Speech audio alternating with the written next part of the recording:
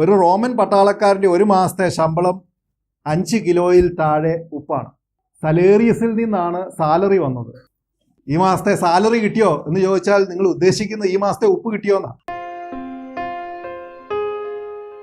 പുരാതന കാലത്ത് ഉപ്പിന് 4 ഉപയോഗങ്ങൾ ഉണ്ടായിരുന്നു എന്നാണ് പറയുന്നത്. എന്തൊക്കെയായിരുന്നു 4 ഉപയോഗങ്ങൾ എന്ന് പെട്ടെന്ന് പഠിച്ചാലേ ഈശോ ഇങ്ങനെ ഒരു വാചകം പറയുന്നതിന്റെ അർത്ഥം എന്ത് എന്ന് മനസ്സിലാവും. ഞാൻ നേരത്തെ പറഞ്ഞല്ലോ, നമുക്ക് പരിചയമുള്ള ഉപ്പിന് ഒരിക്കലും മുറകെട്ട് പോയിട്ടില്ല, രുചി കുറഞ്ഞിട്ടില്ല എന്ന്. പക്ഷേ ഈശോ പറയുന്ന കാലത്തെ ഉപ്പ് എന്ന് പറയുന്നത് നമ്മൾ ഈ പറയുന്ന ഉപ്പല്ല. പിന്നെ ഒന്നിനും കൂടുതൽ ഇവിടെയാണ് ഈശോ പറഞ്ഞത്, ഇനി അതിൻ്റെ ഏക ഉപയോഗം നിലത്ത് വലിച്ചെറിഞ്ഞ് മനുഷ്യരാൽ ചവിട്ടപ്പെടാനാണ്. സത്യത്തില് ഈ അന്തിപ്പാസുകളും എസ്തപ്പാനോസുകളും ഒക്കെ മരിച്ചത് ആദിമസഭയിൽ മാത്രമല്ല കേട്ടോ. ഇന്ന് നമ്മുടെ സഭയിലും അന്തിപ്പാസുകളും എസ്തപ്പാനോസുകളും മരിച്ചുകൊണ്ടിരിക്കുക. എന്തിന്? സഭയുടെ പീഡനം നടക്കുന്നിടത്ത് മാത്രമല്ല, ക്രിസ്തുവിന്റെ ദൗത്യം എന്തെന്ന് മറന്നു പോകുന്ന സഭയുടെ സിനഡുകളിലും നമ്മുടെ പ്രാർത്ഥനാ കൂട്ടായ്മകളിലും അന്തിപ്പാസുകൾ മരിച്ചുകൊണ്ടിരിക്കുക ഓരോ ദിവസവും. ക്രിസ്തു അവഹേളിതനാക്കപ്പെടുന്ന സ്ഥലങ്ങളിലൊക്കെ അന്തിപ്പാസ് മരിച്ചുകൊണ്ടിരിക്കുകയാണ്. നിങ്ങൾ ഭൂമിയുടെ ഉപ്പാണ്. ഉപ്പ് ഉറകെട്ട് പോയാൽ എങ്ങനെ വീണ്ടും ഉറകൂട്ടും?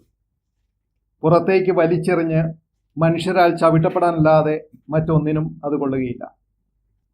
മത്തായിയുടെ സുവിശേഷം 5-ാം അധ്യായം നമുക്കെല്ലാം അറിയാവുന്നതുപോലെ വളരെ പ്രസിദ്ധമായ ഒരു സുവിശേഷ ഭാഗമാണ്. 5, 6, 7 അധ്യായങ്ങൾ മലയിലെ പ്രസംഗം, ഗിരിപ്രഭാഷണം, സെർമൺ ഓൺ ദ മൗണ്ടൻ എന്നെല്ലാം അറിയപ്പെടുന്നു. ഈ 3 അധ്യായങ്ങൾക്ക് ഒരു പ്രത്യേകതയുണ്ട്. മറ്റ് സുവിശേഷങ്ങളിൽ പല ഭാഗങ്ങളിലായിട്ട് ചെതറിക്കിടക്കുന്ന ഈശോയുടെ വളരെ സുപ്രധാനമായിട്ടുള്ള ഉപദേശങ്ങളെയും നിർദ്ദേശങ്ങളെയും എല്ലാം മത്തായി സുവിശേഷകൻ 3 അധ്യായങ്ങളിലാക്കി സ്വരുക്കൂട്ടി വെച്ചിരിക്കുകയായി. ലൂക്കാ സുവിശേഷകൻ മത്തായിയുടെ മാനസാന്തരത്തെക്കുറിച്ച് തീർക്കുന്നത് ഇങ്ങനെയാണ്: അവൻ തനിക്കുള്ളതെല്ലാം ഉപേക്ഷിച്ച് ഈശോയെ അനുഗമിച്ചു. പലരും കരുതുന്നത് ഈ മലയിലെ പ്രസംഗത്തിന് തുല്യമായ ഒരു വലിയ പ്രസംഗം ഈശോ നടത്തിയിടത്ത് വലിയൊരു ജനക്കൂട്ടം വന്നിരുന്നു. അതുകൊണ്ട് അവരുടെ എല്ലായിടത്തു നിന്ന് ടാക്സ് പിരിച്ച് വലിയ ഒരു ടാക്സ് കളക്ഷനുമായിട്ട് സന്തോഷിച്ചിരിക്കുന്ന സമയത്താണ് ഈശോ നീ എൻ്റെ പിന്നാലെ വരിക എന്ന് പറയുന്നത്. എന്നെ അനുഗമിക്കുക എന്ന് പറഞ്ഞതായിട്ടാണ് വിശുദ്ധ ഗ്രന്ഥത്തിൽ രേഖപ്പെടുത്തിയിരിക്കുന്നത്. കാരവാജ്യോ എന്ന് പറയുന്ന വളരെ പ്രസിദ്ധനായ ഒരു ചിത്രകാരൻ മത്തായിയെ ഈശോ വിളിക്കുന്ന അതിമനോഹരമായൊരു ചിത്രം വരച്ചു വെച്ചിട്ടുണ്ട്. ആ ചിത്രത്തെക്കുറിച്ച് 1 മണിക്കൂർ സംസാരിച്ചാലും തീരുകയില്ല. എങ്കിൽ ഒരു കാര്യം ഞാൻ പറയാം. ആ ചിത്രം നമുക്ക് വിശ്വസിക്കാമെങ്കിൽ മത്തായിയോട് നീ എന്നെ അനുഗമിക്കുക എന്ന് ഈശോ പറഞ്ഞിട്ടില്ല. മത്തായി പണമെല്ലാം കൂട്ടി വെച്ച് എണ്ണിക്കൊണ്ടിരിക്കുന്ന സമയത്ത് ഈശോ ആ മുറിയിലേക്ക് കടന്നു വരികയും കൈകൊണ്ട് ഇങ്ങനെ ഒരു ആംഗ്യം കാണിക്കുകയും ചെയ്യുകയും. മത്തായി ആകട്ടെ ഒരു കാരണവശാലും ഈശോ വിളിക്കാൻ ഒരു സാധ്യതയുമില്ലാത്ത മനുഷ്യനാണ് താനെന്ന് ഉത്തമ ബോധ്യം ഉണ്ടായിരുന്നത് കൊണ്ട് ആ മുറിയിലിരിക്കുന്ന മറ്റാൾക്കാരെ ഒന്നുമല്ലോ എന്നെയാണോ നീ വിളിച്ചത് എന്ന സംശയത്തിൽ ഇങ്ങനെ ചങ്കിലോട്ട് കൈവച്ചുകൊണ്ട് എന്നെ തന്നെയാണോ എന്ന് ചോദിക്കുന്നുണ്ട്. ഈശോ മറുപടി ഒന്നും പറയാതെ തിരിച്ച് നടക്കുന്ന ആ ഒരു രംഗമാണ് കാരവാജ്യോ വരച്ചു വെച്ചിരിക്കുന്നത്. ഒരുപക്ഷെ മത്തായി അങ്ങനെ ഒരു ആംഗ്യം കാണിച്ച് ഈശോ വിളിച്ചിട്ടേ ഉണ്ടാവുകയുള്ളൂ.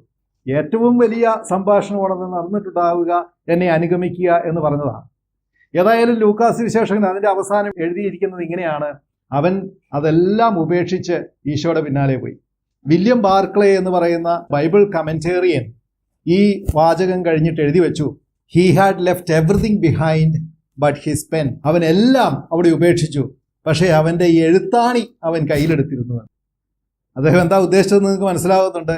മനസ്സിലായിട്ടില്ല എങ്കിൽ നിങ്ങൾ ഇച്ചിരി സമയമെടുത്ത് മത്തായിയുടെ സുവിശേഷം 5, 6, 7 അധ്യായങ്ങൾ വായിച്ചാൽ മതി.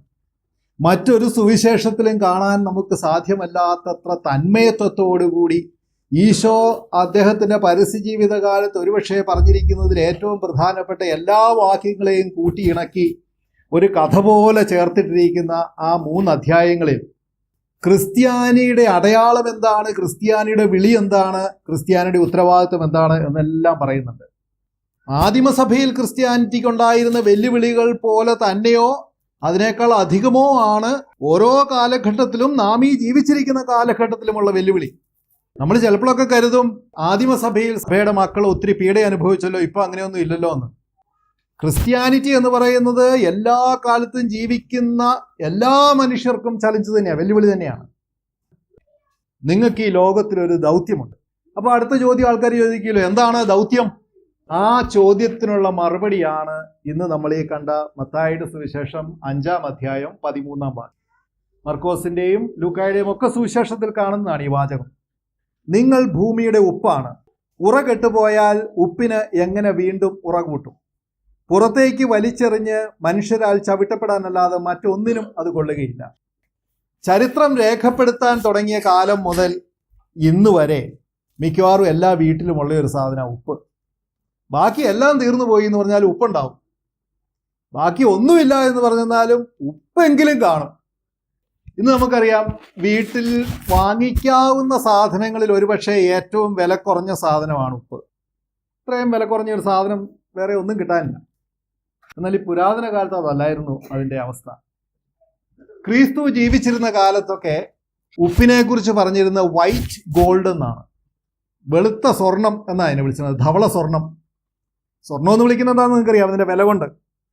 അത്രയധികം വിലയുള്ള സാധനമായിരുന്നു. ഇപ്പോൾ പറഞ്ഞാൽ നിങ്ങൾക്ക് വിശ്വസിക്കാൻ പറ്റുമോ?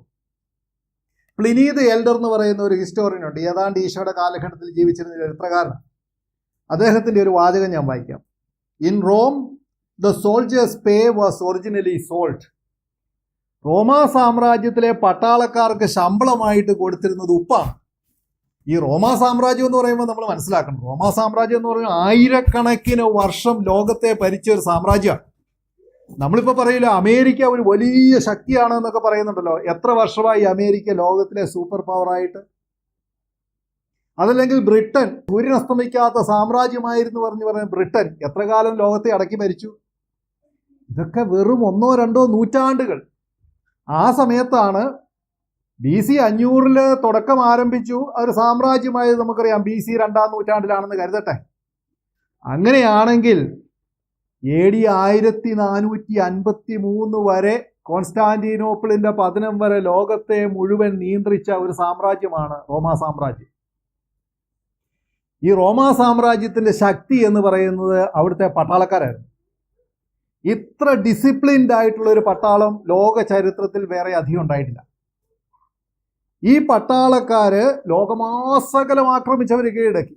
ജൂലിയസ് സീസറിന്റെ ഒക്കെ ചരിത്രം നിങ്ങൾ വായിച്ചിട്ടുണ്ടെന്ന് നിങ്ങൾക്കറിയാം. യൂറോപ്പ് മുഴുവൻ അദ്ദേഹം ആക്രമിച്ച് കീഴടക്കി, ഇംഗ്ലണ്ട് വരെ കീഴടക്കി. ജർമ്മനി ആർക്കും ഒരിക്കലും കീഴടക്കാൻ സാധിക്കുകയെന്ന കരുതിയിരുന്ന കാരണം റൈൻ എന്ന് പറയുന്ന വലിയ അതിവിശാലമായ ഒരു നദിയുണ്ട് ജർമ്മനിക്കും യൂറോപ്പിനും ഇടയ്ക്ക്. അത് ആർക്കും ക്രോസ് ചെയ്യാൻ പറ്റിയായിരുന്നാണ് പറഞ്ഞത്. പക്ഷേ ജൂലിയസ് സീസർ വന്ന സമയത്ത് ജൂലിയസ് സീസർ അതിന് നടുക്കൂടെ ഒരു പാലം ഉണ്ടാക്കി ക്രോസ് ചെയ്ത് റൈൻ നദിയെ മുറിച്ച് കടന്ന് ജർമ്മനിയെ കീഴടക്കി. അവരാരും പ്രതീക്ഷിച്ചിരുന്നല്ല.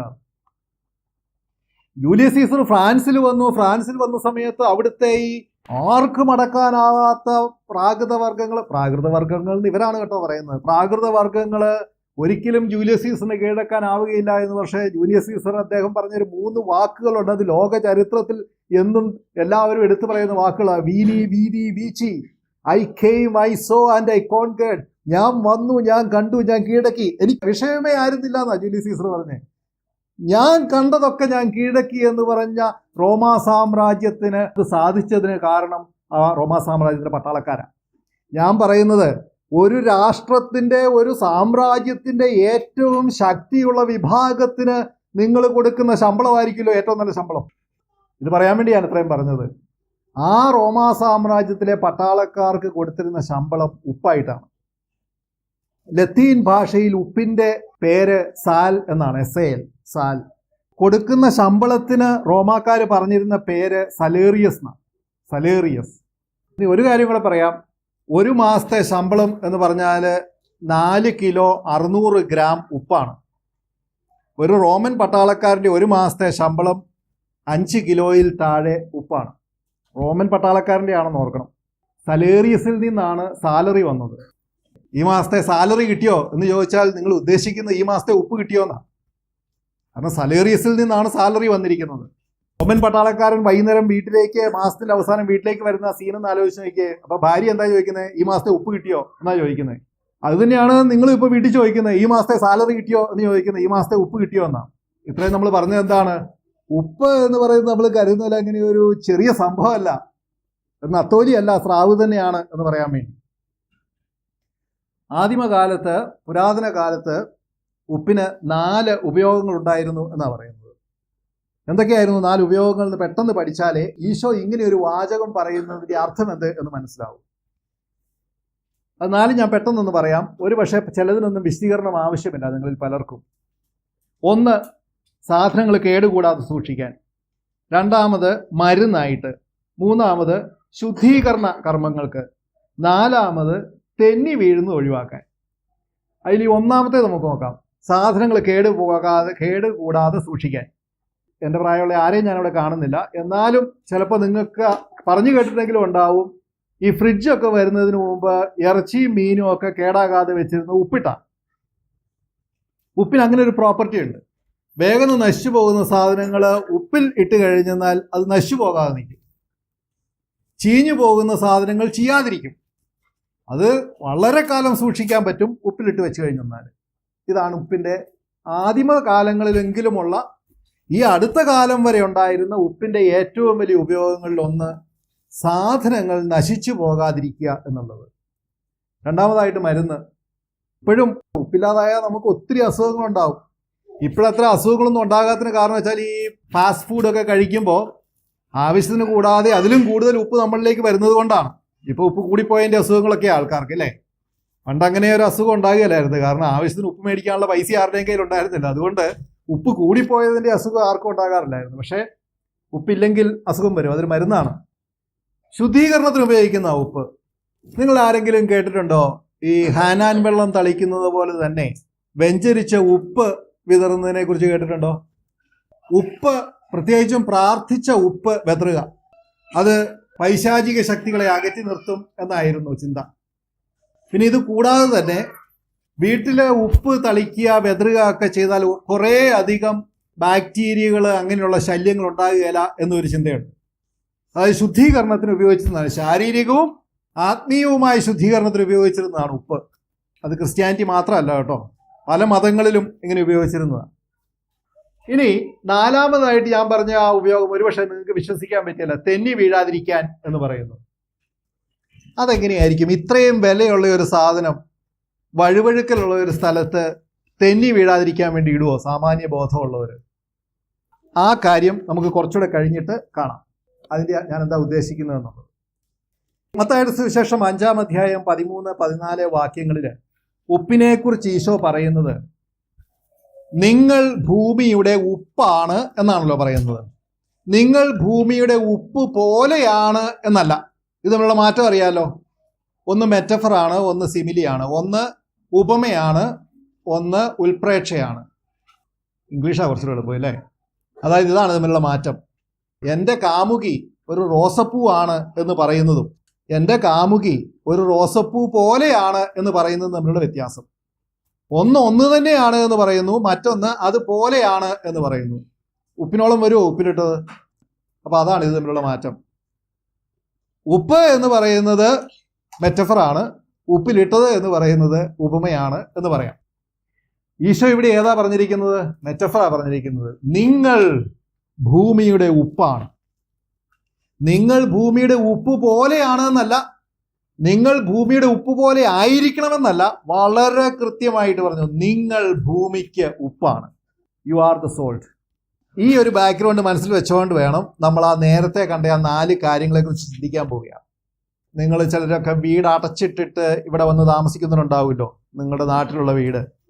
അവിടെ ഒരു 2 വർഷം മുമ്പ് നിങ്ങൾ മേടിച്ച് വെച്ച ഉപ്പ് തിരിച്ചു ചെല്ലുമ്പോൾ നിങ്ങൾ ഇതിൻ്റെ രുചി പോയി കാണും, നമുക്ക് വേറെ മേടിക്കാം എന്ന് നിങ്ങൾ ആരെങ്കിലും പറഞ്ഞിട്ടുണ്ടോ? അങ്ങനെ ഒരിക്കലും സംഭവിക്കുകയില്ല. ഉപ്പിൻ്റെ രുചി പോകുകയില്ല. ഒരു 2 വർഷം കഴിഞ്ഞാൽ ഇതിന് ഇച്ചിരി കട്ടി കുറഞ്ഞു എന്നൊന്നും ആരും പറഞ്ഞു കേട്ടിട്ടില്ലല്ലോ നിങ്ങൾ. അത് ഉപ്പിൻ്റെ പ്രത്യേകതയാണ്. എന്നാൽ അങ്ങനെയല്ല സത്യത്തിൽ. ഉപ്പിന് രുചി പോകുന്ന സാഹചര്യമുണ്ട്. ആ സാഹചര്യത്തെക്കുറിച്ച് നമുക്കിപ്പോൾ പറയാം. ഈശോ പറഞ്ഞ ആ വാചകത്തിൻ്റെ സൗന്ദര്യം, ഇത് ശരിക്കും പറഞ്ഞാൽ ഒത്തിരി സമയമെടുത്ത് പറയേണ്ടതാണ്. ഈശോ പറഞ്ഞ ആ വാചകത്തിൻ്റെ സൗന്ദര്യം നമുക്ക് മനസ്സിലായാലേ ആ അർത്ഥതലങ്ങളിലേക്ക് നമുക്ക് പോകാൻ പറ്റൂ. ഇതിനകത്തൊരു കുറച്ച് ഇംഗ്ലീഷിൻ്റെ പ്രശ്നമുണ്ട്, എന്നാലും ഞാനത് ഒന്നുകൂടെ പറയാം.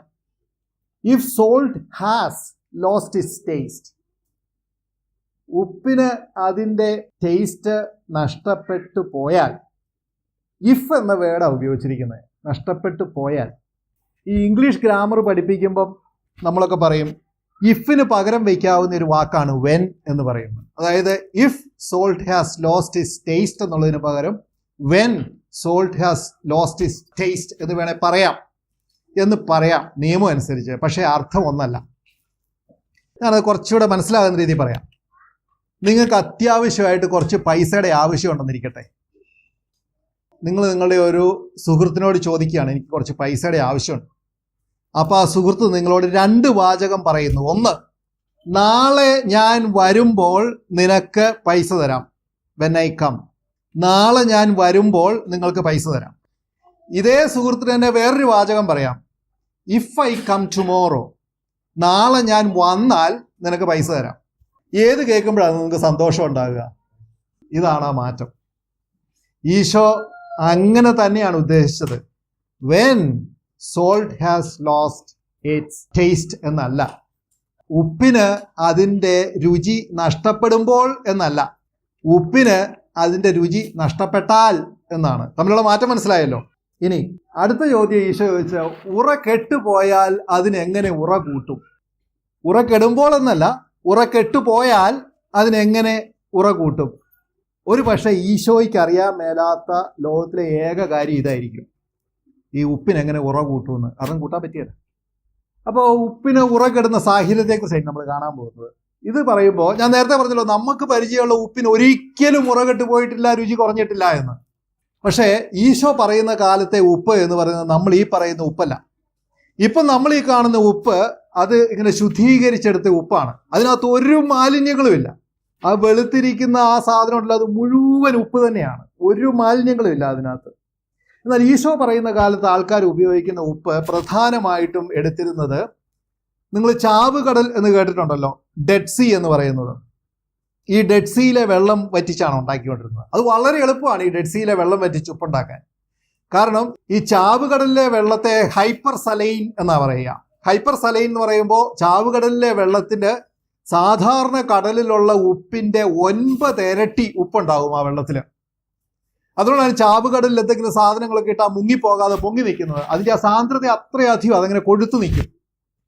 അത്രയും കൊഴുപ്പതിനുണ്ടാകാൻ കാരണം എന്താ വെച്ചാൽ, നമുക്കറിയാം ഉപ്പിന് സോഡിയം ക്ലോറൈഡ് എന്നാണല്ലോ പറയുന്നത്. ചാവുകടലിലെ വെള്ളത്തിലെ സോഡിയം ക്ലോറൈഡ് മാത്രമല്ല, അതിനകത്ത് potassium chloride, magnesium chloride, calcium chloride, bromide, sulphates എന്നൊക്കെ പറഞ്ഞ് കുറേ അധികം ഈ ലവണങ്ങളൊക്കെ ചേർന്നതാണ് ചാവുകടലിലെ വെള്ളം. അപ്പോൾ ഈ വെള്ളം കട്ടിയാക്കുമ്പോൾ എന്താ സംഭവിക്കുക? അതിനകത്ത് സോഡിയം ക്ലോറൈഡ് മാത്രമല്ല, ഇതെല്ലാം ക്രിസ്റ്റലൈസ് ചെയ്തിട്ടാണ് ഈ കട്ട പിടിച്ച് ചാവുകടലിലെ ഉപ്പ് എന്ന് പറയുന്നത്. അതിനകത്ത് ഈ പറയുന്ന എല്ലാ മൂലകങ്ങളും ഉണ്ട്. അപ്പം ഈ പറഞ്ഞ ഈ പൊട്ടാസ്യം, മഗ്നീഷ്യം എന്നൊക്കെ പറഞ്ഞ് ഇതിനകത്ത് പലതും ഉയർന്ന വെള്ളം ഇങ്ങനെ ആഗിരണം ചെയ്യാനുള്ള കഴിവുള്ള സാധനമാണ്. ഹൈഗ്രോസ്കോപ്പിക് എന്ന് പറയും. അതായത് അന്തരീക്ഷത്തിൽ എങ്ങാനും വെള്ളത്തിൻ്റെ മയം ഉണ്ടെങ്കിൽ ഈ സാധനങ്ങൾ വെള്ളം വലിച്ചെടുക്കും. അപ്പോൾ എന്താ സംഭവിക്കുക? ഇത് അലുത്തു പോകും. നിങ്ങൾ ഇച്ചിരി പ്രായമുള്ള ആൾക്കാർക്കറിയാം, പണ്ട് കാലത്തെ അങ്ങാടിയിൽ ഉപ്പുപെട്ടി എന്ന് പറഞ്ഞൊരു സാധനം ഉണ്ടായിരുന്നു. ഉപ്പിട്ട് വെച്ചിരുന്നൊരു പെട്ടി, കല്ലുപ്പ് വെച്ചിരുന്ന പെട്ടി. ആ പെട്ടി ഉണങ്ങിയിരിക്കുന്നത് കണ്ടിട്ടുണ്ടോ? അതിൻ്റെ ചുറ്റും അടിവശം എപ്പോഴും വെള്ളം നനഞ്ഞിരിക്കും. അതിൻ്റെ കാരണം എന്താ വെച്ചാൽ, ഈ അന്നത്തെ ഉപ്പ് ഇന്നത്തെ ഉപ്പ് പോലെ ശുദ്ധിയുള്ളതല്ല. അതിനകത്ത് പല മാലിന്യങ്ങളും ഉണ്ട്. ഈ മാലിന്യങ്ങൾ അന്തരീക്ഷത്തിലെ വെള്ളം വലിച്ചെടുത്ത്, ആ വെള്ളം വലിച്ച് അതിൽ പറ്റിപ്പിഴിയുമ്പോൾ അത് ഒലിച്ച് താഴേക്ക് ഇറങ്ങും. അതുകൊണ്ടാണ് ഈ ഉപ്പുപാത്രം എപ്പോഴും നനഞ്ഞിരുന്നത് പണ്ട് കാലത്ത്. ഇപ്പോൾ ഉപ്പുപാത്രം നല്ല ഉണങ്ങിയല്ലേ ഇരിക്കുന്നത്. അതിന് കാരണം അത് ഇത്രയും ഹൈഗ്രോ സെൻസിറ്റീവ് അല്ല, വെള്ളം ഇത്രയും അധികമായിട്ട് വലിച്ചെടുക്കുകയില്ല. അപ്പോൾ നമ്മൾ കണ്ടു, ഈ മൂലകങ്ങളെല്ലാം കൂടെ ക്രിസ്റ്റലൈസ് ചെയ്തിരിക്കുന്ന ഉപ്പിൻ്റെ കഷ്ണങ്ങൾ, കല്ല് നമ്മുടെ മിറ്റിൽ പോലെ ഇരിക്കുന്ന കഷ്ണങ്ങൾ, അത് വെള്ളം വലിച്ചെടുത്ത് കഴിയുമ്പോൾ അത് ഒലിച്ചിറങ്ങുന്നു. ഒലിച്ചിറങ്ങുമ്പോൾ എന്താ സംഭവിക്കുക? അതിലുള്ള സലിനിറ്റി, ഉപ്പ് ഒലിച്ച് നഷ്ടപ്പെട്ടുകൊണ്ടിരിക്കും.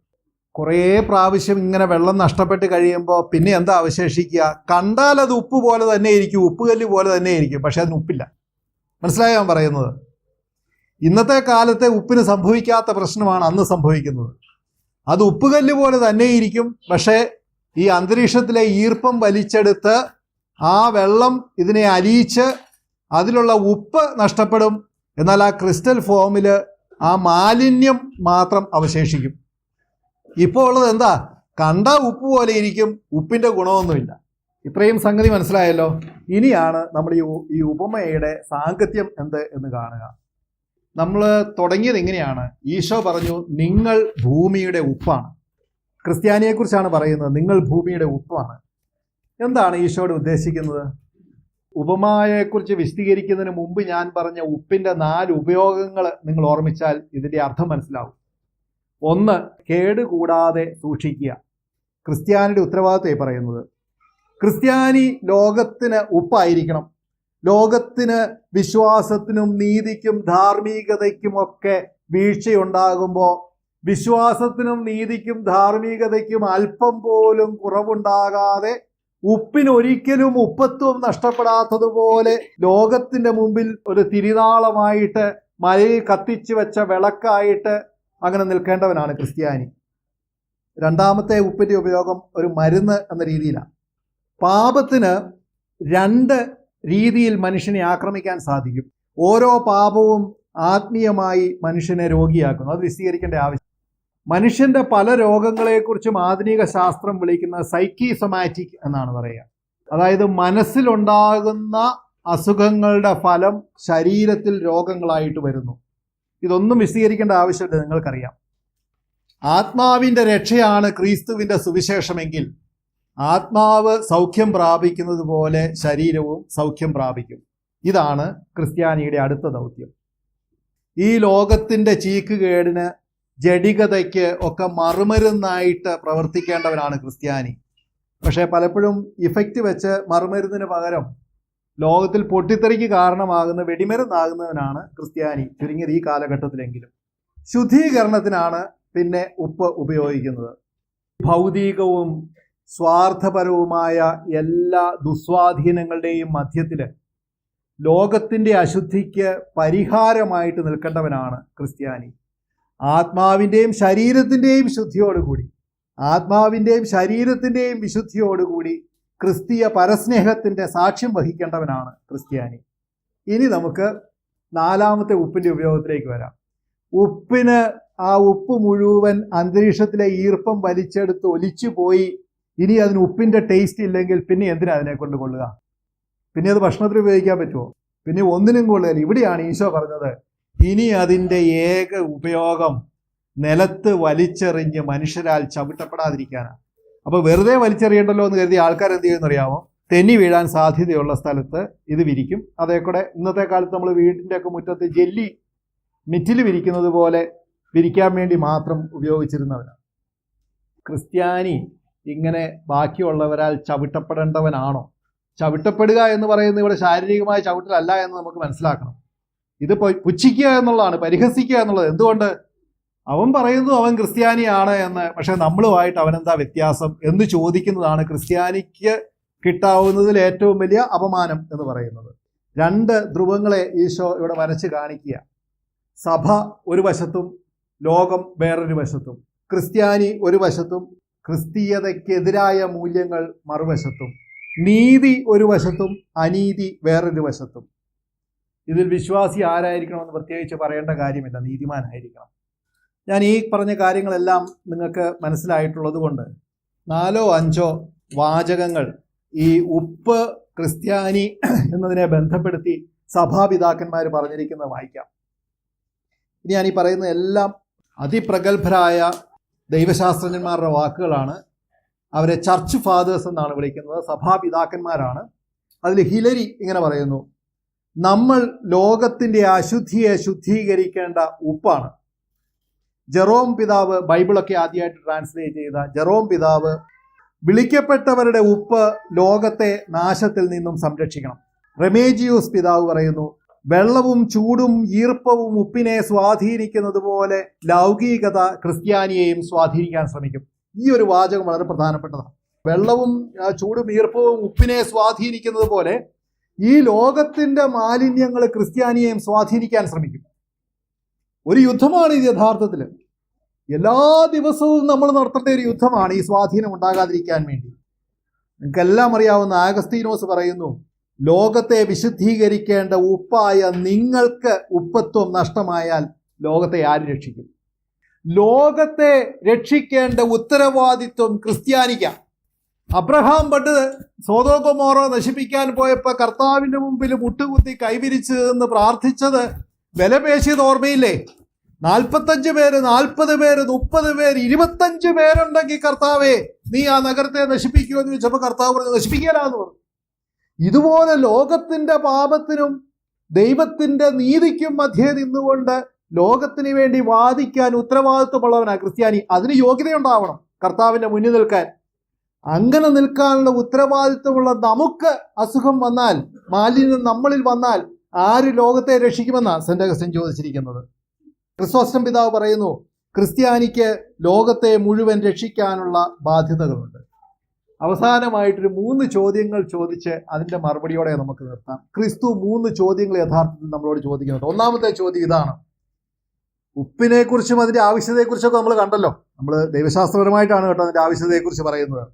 ക്രിസ്തുവിൻ്റെ ഒന്നാമത്തെ ചോദ്യം, നിനക്കിപ്പോൾ എത്രമാത്രം ഉപ്പുണ്ട്? സ്വയം ചോദിക്കേണ്ട ഒരു ചോദ്യമാണ്. നിനക്ക് ഇപ്പോഴും എത്രമാത്രം ഉപ്പുണ്ട് നിന്നിൽ? രണ്ടാമത്തെ ചോദ്യം, നീ ഈ ലോകത്തെ സംബന്ധിച്ചിടത്തോളം നീ എത്രമേൽ ലോകത്തിന് ഉപ്പാണ്? മൂന്നാമത്തെ ചോദ്യം ഒരു വിധി പ്രസ്താവം പോലത്തെ ചോദ്യമാണ്, നിന്റെ ഉപ്പ് നഷ്ടമായോ? ഈ 3 ചോദ്യങ്ങളും അതിന് ഉത്തരവും വെളിപാടിൻ്റെ പുസ്തകത്തിലുണ്ട്. ഞാൻ വിശദീകരിക്കുന്ന ഒന്നുമില്ല. ആ വെളിപാട് ഭാഗങ്ങൾ വായിക്കുക മാത്രമേ ചെയ്യുന്നുള്ളൂ. കാരണം വിശദീകരണം ആവശ്യമില്ല. ആ വാചകങ്ങൾ തന്നെ വിശദീകരണമാണ്. ഒന്നാമത്തെ ചോദ്യം, നിനക്ക് ഇപ്പോഴും എത്രമാത്രം ഉപ്പുണ്ട് എന്നതിൻ്റെ മറുപടി വെളിപാടിൻ്റെ പുസ്തകം 2-ാം അധ്യായം 1 മുതൽ 4 വരെയുള്ള വാക്യങ്ങളിൽ എഫേസോസിലെ സഭയെക്കുറിച്ച് ദൈവത്തിൻ്റെ ആത്മാവ് പറയുന്ന വാചകങ്ങളാണ്. അതിങ്ങനെയാണ്: ക്ഷമാപൂർവം പിടിച്ചു നിൽക്കാൻ തക്ക കഴിവ് നിനക്കുണ്ട്.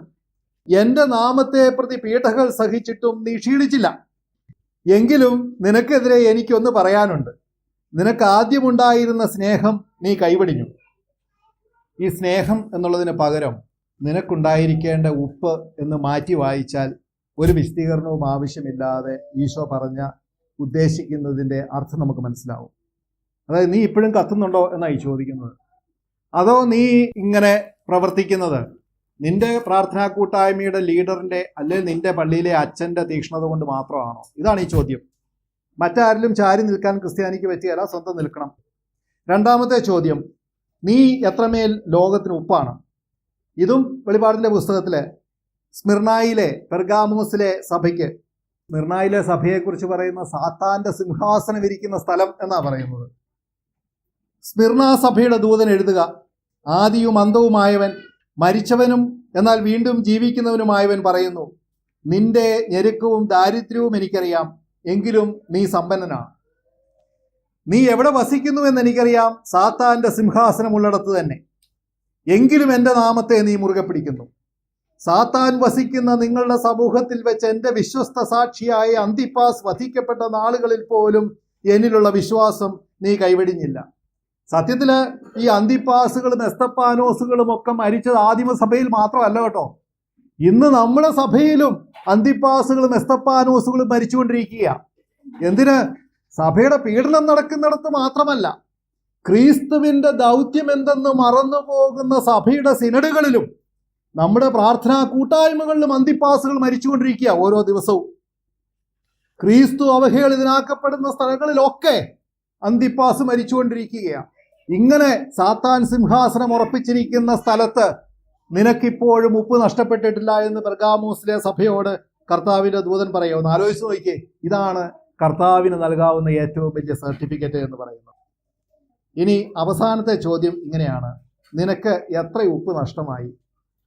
ഒരു പക്ഷേ ഒരു വിശ്വാസിയും ഒരിക്കലും കേൾക്കാൻ പാടില്ലാത്ത ഈ വാചകം വായിച്ചുകൊണ്ട് നിർത്താൻ എനിക്ക് വിഷമമുണ്ട്. എന്നാലും വായിക്കാതിരിക്കാൻ പറ്റിയല്ല.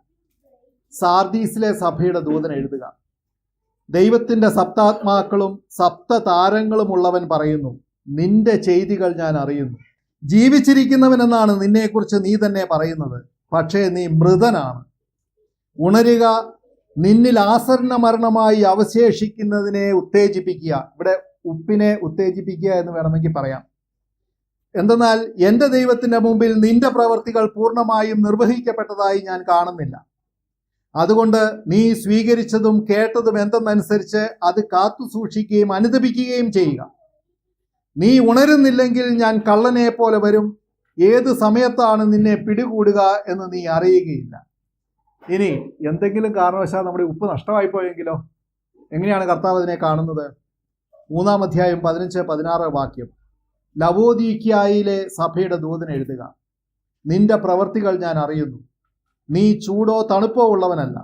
ചൂടോ തണുപ്പോ ഇല്ലാതെ മന്ദോഷ്ണനാകയാൽ നിന്നെ ഞാൻ എൻ്റെ വായിൽ നിന്നും തുപ്പിക്കളയും.